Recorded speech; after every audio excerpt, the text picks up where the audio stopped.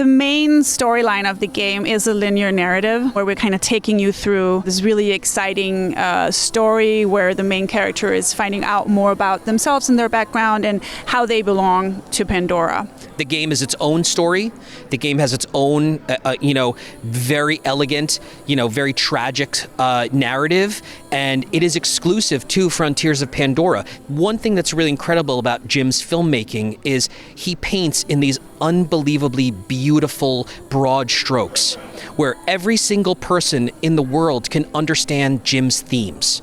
His movies are truly universal. They're universal films, and that's why I think the movies that he and John makes are so successful, and why people all over the world can respond and put themselves in his films. We tried to do that with Frontiers of Pandora and to create its own story, but it fit within those universal thematics that work so well for a Jim Cameron epic. I see the game expanding the legacy of the overall franchise. We are going to a whole new part of Pandora.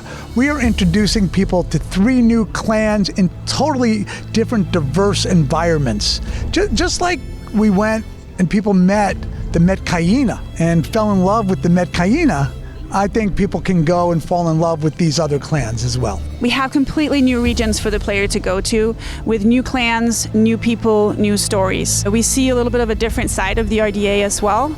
And we see, generally speaking, completely new things that's been added to the universe. We have three different regions. There's a new Kingler Forest, which is a rainforest region. There's the Upper Plains, which is a windswept grasslands. And then there's a Clouded Forest, which is more of a temperate rainforest with lots of fog and like pine-like trees. I think it's a beautiful structure for a game because you could decide, do I want to go and just focus on the main story, just like the big set pieces, the big character arcs, the main characters, or if you want to nerd out or take it, chill out, get off, the main roller coaster, go into the periphery, find out some cool, hey, what are these Na'vi doing over here? Or some researchers, help them out, go into a rabbit hole, find, oh, this is a mystery, and you start, unraveling a thread, and that takes you on a goose chase, and it's going to take you hours of, non-main campaign content. One of the big things that we wanted to do is we wanted to bring the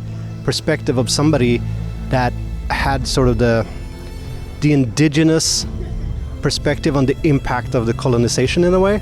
So I think that is a huge thing, and I'm really proud of what the narrative team has done to do justice to the indigenous perspective and to what happens and just the trauma and the reverberation of trauma when you just rip people from their lands, rip people from their culture, and just how long it takes to deal with that. It's important to show that there's hope. In Pandora, nature, the beauty of it, the lushness of it, the wonder of it, I think brings hope. Hope that you want to live, that you want to fight for it. Avatar Frontiers of Pandora takes place in the same timeline as the films, a little bit before. Most of the game takes place a little bit before the events of The Way of Water. From a movie to game perspective, that direction, we name check and reference things that are happening in the films. So the 2 main bad guys, their names are John Mercer and Angela Harding. We reference and speak about General Ardmore, as played by Edie Falco's character. They work for her. So we talk about that and what's happening at Bridgehead City, which is concurrent in the timeline in Avatar 2, as is in the game. We talk about Jake Sully and what's happening on the other side of the moon. We know where the story of the film is going.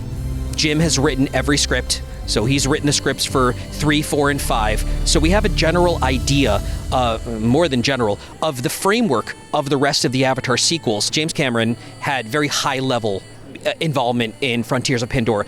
John worked directly with Jim to ensure that the larger narrative framework of Frontiers was part of, was approved and part of what Jim's vision for the Avatar universe really was.